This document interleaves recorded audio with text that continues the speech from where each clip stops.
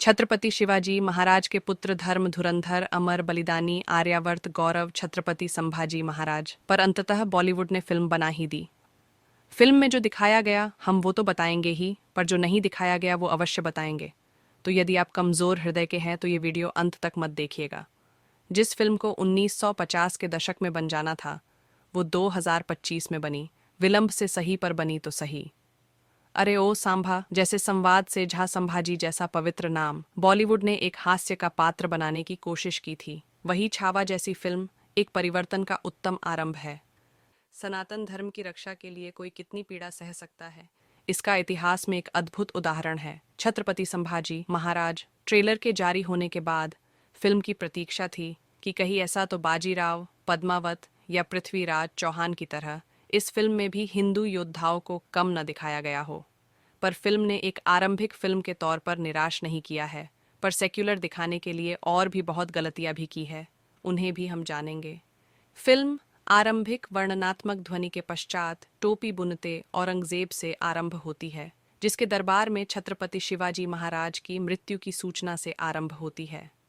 सब प्रसन्न होते हैं, पर औरंगजेब उतना प्रसन्न नहीं होता और वो अपने खुदा से कहता है कि जन्नत के दरवाजे खुले रखना, शेर आ रहा है। यानी औरंगजेब शिवाजी को सम्मान देता था और शेर मानता था और जन्नत में जगह में मिले ऐसा चाहता था।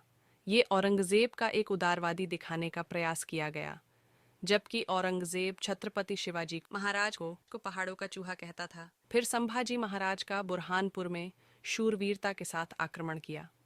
युद्ध के दौरान एक टोपी पहने बच्चा अम्मी अम्मी कर रहा और संभाजी महाराज युद्ध छोड़ के उस बालक को उसकी मुस्लिम माँ से मिलवाते हैं।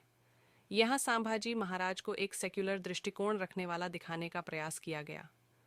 अब युद्ध में कौन माँ अपना बालक छोड़ती है, और इतने लोगों में छोड़ सिर्फ आक्रमण करने वाले नेता की ही दृष्टि पड़ती है। बाद में जब औरंगजेब वहां पहुंचता है तो पूरा बुरहानपुर जला देखता है। बस एक मस्जिद वैसी ही सफ़ेद की सफ़ेद बिना राख की परत के खड़ी होती है, जिन्हें मराठों ने छोड़ नहीं जलाया होता।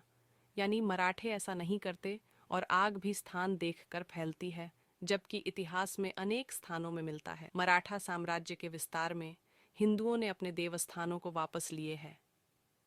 मराठा साम्राज्य में छत्रपति शिवाजी महाराज एक अन्य पत्नी अपने पुत्र राजा राम प्रथम को छत्रपति बनाना चाहती थी। इसके लिए वो षड्यंत्र करती है, ये भी दिखाया गया। औरंगजेब का लड़का अकबर सहायता के लिए आता है, जिसे छत्रपति संभाजी शरण देते हैं।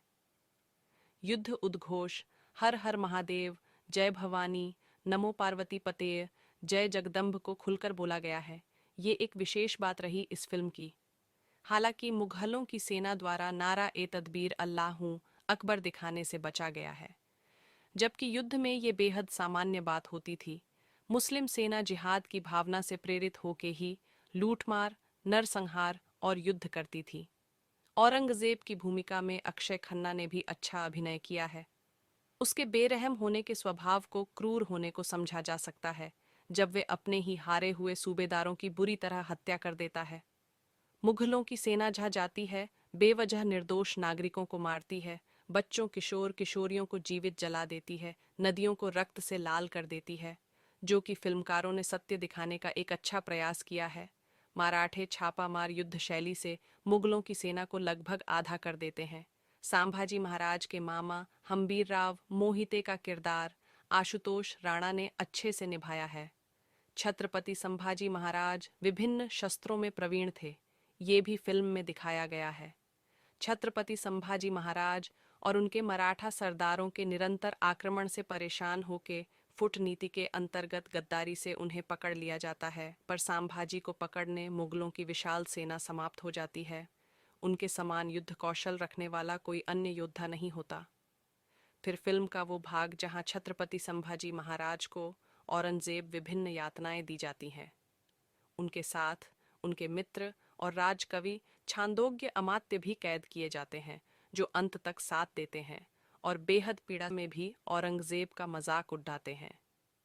हालांकि उन प्रमुख यातनाओं में मुख्य यातना फिल्म में दिखाई ही नहीं जाती, पर जिस प्रकार से बॉलीवुड मुगलों को महिमा मंडित कर रहा था, इतना दिखा पाने के लिए भी फिल्म की प्रशंसा करनी होगी। औरंगजेब की कैद में संभाजी के नाखून उखाड़े जाते हैं, फिर उनके घावों पर नमक छिड़का जाता है, फिर उनकी आंखें फोड़ दी जाती हैं।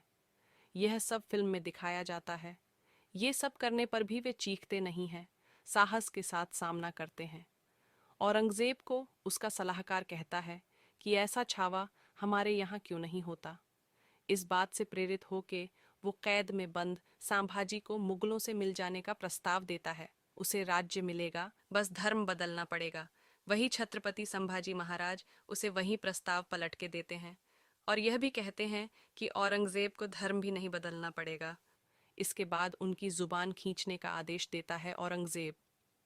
अब किसी की आंख निकालने के बाद धर्मांतरण का प्रस्ताव देने का क्या तुक है? यानी धर्मांधता में सिर्फ जुबान ही खिंचवाई। जुबान निकलवाने के आगे की यातनाएं फिल्म में नहीं दिखाई जाती, परंतु वास्तविकता में लगभग 40 दिन तक चली यातनाएं बेहद अमानुषी थीं। छत्रपति संभाजी महाराज को औरंगजेब आरंभ में ही अपना सारा खजाना देने को कहता है, मुगलों के अधीन आने को कहता है और सनातन धर्म छोड़ के मुस्लिम होने का प्रस्ताव देता है। ऐसा न करने पर आरंभ में वे उन्हें ऊंट पर उल्टा लटका के घुमवाता है, पेशाब करवाता है, फिर नाखून निकालने की यातना आरंभ की जाती है। हर यातना के पश्चात छत्रपति संभाजी महाराज का एक ही जवाब होता है, नहीं, धर्म नहीं त्यागूंगा। फिल्म में जहां सिर्फ जुबान खिंचवाने तक दिखाया गया है, जबकि उनके हाथ पांव पहले तोड़े जाते हैं और फिर काटे जाते हैं। उनकी मृत्यु के पश्चात उनके शरीर पर अलग अलग बातें मिलती हैं। संभाजी महाराज के टुकड़े टुकड़े करके नदी में फेंकने की बात कही जाती है, तो दूसरी किंवदंती कहती है उनके शरीर को कुत्तों को खिला दिया गया। उनकी पत्नी और बच्चे औरंगजेब के कब्जे में आ जाते हैं। उनके भाई राजा राम किसी प्रकार कैद से बाहर निकल आते हैं। यह सब फिल्म में नहीं दिखाया गया। अत्याचार की सारे सीमाएं पार करने वाले औरंगजेब के नाम पर औरंगाबाद नाम का जिले का नाम संभाजी नगर 29 जून 2022 को किया गया। नई दिल्ली में औरंगजेब रोड का नाम APJ अब्दुल कलाम रोड 29 अगस्त 2015 को किया गया। हमें इतना समय लग गया स्वाभिमान का कार्य करने को। एक आतंकवादी जिहादी का नाम हटाने में उसके कारण विचारणीय है। यूं तो औरंगजेब ने पूरे जीवन ही अत्याचार की अति करी है। भाई मतीदास, सतीदास के बलिदान जैसे इतिहास में अनेकों उदाहरण हैं। पर एक राजा जो अपने धर्म के लिए इतना अत्याचार सहे, क्या आज के किसी हिंदूवादी नेता जो AC गाड़ियों में चलते हैं, जिसे हिंदू हृदय सम्राट का नाम दे दिया जाता है, उससे आप ये आशा कर सकते हैं कि वो इनमें से थोड़ा भी अत्याचार सह सकता है? शिवाजी महाराज के हिंदवी स्वराज्य को फिल्म में अधिकतर स्वराज्य ही बोल गया है। हिंदवी स्वराज्य यानी हिंदुओं का अपना राज्य से था। हिंदू राष्ट्र जिसका स्वप्न आगे चल के बाजीराव 40 से अधिक युद्ध लड़कर पूरा किया और सभी में विजयी रहे। इस हिंदवी स्वराज्य का अंत महारों की गद्दारी के कारण 1818 में तीसरे एंग्लो मराठा युद्ध में अंग्रेजों की जीत के साथ हुआ, जिसका उत्सव 1918 में अंबेडकर ने मनाया था। खैर, बॉलीवुड जिसने मुगलों को सदैव महान दिखाने का प्रचार किया, मुगल-ए-आजम ताजमहल से लेकर जोधा अकबर जैसी फिल्में बना के आक्रमणकारियों को समाज का ही भाग दिखाने का प्रयास किया। इस फिल्म के तौर पर एक परिवर्तन का आरंभ है। हम IMDb पर इसे 10 में से 9 स्टार देंगे। भारत और भारतीय संस्कृति के शत्रुओं के विरुद्ध लगभग 120 लड़ाई लड़ने वाले आर्य गौरव छत्रपति संभाजी महाराज के सम्मान में इन पंक्तियों को अवश्य कहना चाहेंगे। देश धर्म पर मिटने वाला शेर शिवा का छावा था, महापराक्रमी परम प्रतापी एक ही शंभू राजा था।